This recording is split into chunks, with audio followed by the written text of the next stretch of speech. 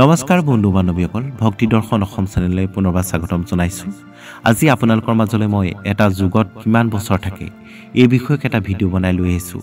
যদি আপোনালোকে ভিডিঅ'টো গুৰুত্বপূৰ্ণ বুলি ভাবে তেতিয়াহ'লে লাইক শ্বেয়াৰ আৰু কমেণ্ট কৰিব আৰু চেনেলটো ছাবস্ক্ৰাইব কৰিবলৈ নাপাহৰিব। আহকচোন আজি যুগৰ বিষয়ে কিছু গুৰুত্বপূৰ্ণ কথা আমি জানি লওঁ। হিন্দু পৌৰাণিক কাহিনীত এটা যুগ হৈছে সময়ৰ এক চক্ৰ, য'ত 4টা যুগ অন্তৰ্ভুক্ত থাকে: সত্য যুগ, ত্ৰেতা যুগ, দ্বাপৰ যুগ আৰু কলি যুগ।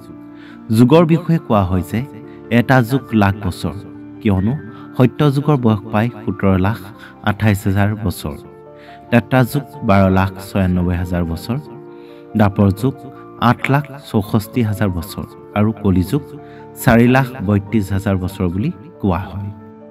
এই যুগবোৰে ধৰ্ম আৰু গুণৰ অৱনমিত ক্ৰম অনুসৰণ কৰে। প্ৰতিটো যুগ পূৰ্ব যুগতকৈ চুটি। যুগ চক্ৰৰ মুঠ সময়কাল 43.2 লাখ বছৰ বুলি কোৱা হয়। প্ৰতিটো যুগ অন্বেষণ কৰি মাজত কিছু আকৰ্ষণীয় পৌৰাণিক কাহিনী যোগ কৰা যাওক। সত্য যুগ: এই যুগ সত্য আৰু গুণৰ যুগ, য'ত ধৰ্মৰ প্ৰাধান্য আছে। এই 17.28 নিযুত বছৰলৈকে চলিব বুলি ধাৰণা কৰা হৈছে। এই যুগত মানুহ গুণী আছিল আৰু তেওঁলোকৰ মন নেতিবাচকতাৰ পৰা মুক্ত আছিল। ধৰ্ম নিখুঁতভাৱে পালন কৰা হৈছিল আৰু সকলো সত্তাৰ মাজত সমন্বয় আছিল। আমোদজনক পৌৰাণিক কাহিনী: হিন্দু পৌৰাণিক কাহিনী অনুসৰি ভগৱান বিষ্ণুৱে সত্য যুগত মাছ ৰূপে অৱতাৰ লৈছিল, যাতে মনু ঋষি আৰু সপ্ত ঋষি 7জন মহাঋষিক মহাপ্লাৱনৰ পৰা ৰক্ষা কৰে। তেওঁ মনুৰ নাওখনক অশান্ত পানীৰ মাজেৰে পথ প্ৰদৰ্শন কৰিছিল, সুৰক্ষাৰ পথ প্ৰদৰ্শনৰ প্ৰতীক। ত্ৰেতা যুগ: ত্ৰেতা যুগ হৈছে যজ্ঞ আৰু আচাৰ ব্যৱহাৰৰ যুগ। ই 12.96 নিযুত বছৰ স্থায়ী হয়। পূৰ্বৰ যুগৰ তুলনাত মানুহৰ গুণ আৰু স্মৃতি সামান্য হ্ৰাস পায়। এই সময়ত আচাৰ ব্যৱহাৰ আৰু যজ্ঞ সম্পাদনৰ গুৰুত্ব বাঢ়ি যায়।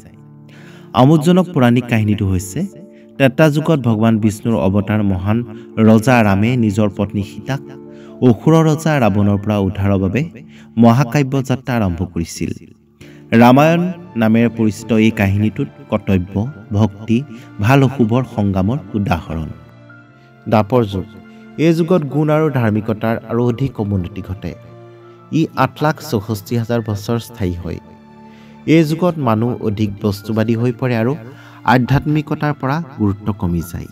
অনুষ্ঠানবোৰ অধিক জটিল হৈ পৰে আৰু প্ৰায় ব্যক্তিগত লাভৰ বাবে ব্যৱহাৰ কৰা হয়। আমোদজনক পৌৰাণিক কাহিনী: দ্বাপৰ যুগত ভগৱান বিষ্ণুৰ আন এক অৱতাৰ ভগৱান শ্ৰীকৃষ্ণৰ উপস্থিতি চিহ্নিত কৰা হৈছে। তেওঁৰ জীৱনৰ বুৰঞ্জী মহাভাৰতত লিখা আছে, য'ত ভাগৱত কুৰুক্ষেত্ৰৰ যুদ্ধক্ষেত্ৰত প্ৰদান কৰা কৰ্তব্য আৰু ধাৰ্মিকতাৰ গভীৰ বক্তৃতা অন্তৰ্ভুক্ত কৰা হৈছে।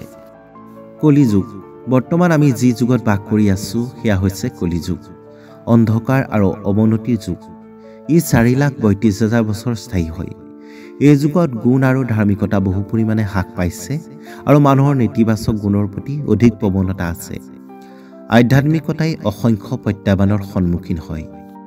আমোদজনক পৌৰাণিক কাহিনী হৈছে কলিযুগত বিশ্বই ব্যাপক নৈতিক আৰু নৈতিক অৱনতিৰ সন্মুখীন হ'ব বুলি বিশ্বাস কৰা হয়।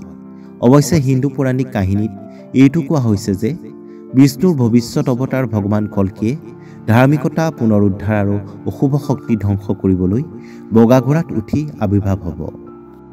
যুগ চক্ৰটো অবিৰত চক্ৰত পুনৰাবৃত্তি হয় বুলি কোৱা হয়। প্ৰতিটো যুগে পূৰ্বৰ যুগৰ পিছত লয়। 43.2 লাখ বছৰৰ পিছত এই চক্ৰটোৱে নিজকে সম্পূৰ্ণ কৰি সত্য যুগলৈ উভতি যায়, যাৰ ফলত সৃষ্টি, সংৰক্ষণ আৰু বিলুপ্তিৰ চিৰন্তন মহাজাগতিক ছন্দৰ প্ৰতীক।